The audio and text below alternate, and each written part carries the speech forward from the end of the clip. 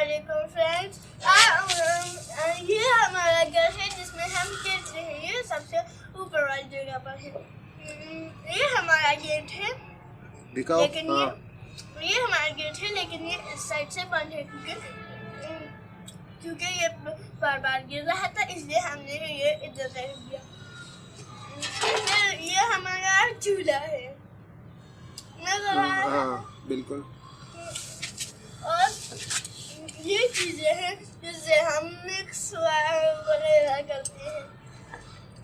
ये है ट्रे, जो हम ट्रे की जगह भी इस्तेमाल करते हैं और प्लेट की जगह भी। इसमें हम चटनी बनाते हैं और अचार भी। इसमें हम ऑमलेट बनाने के लिए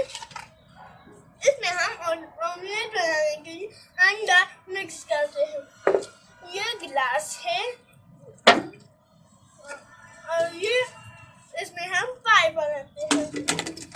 और ये बर्फ की चीज है और ये ऑयल है।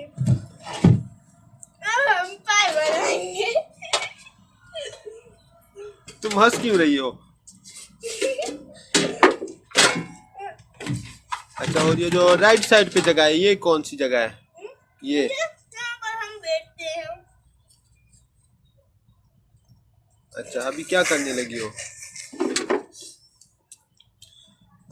अच्छा, अभी इधर देखो।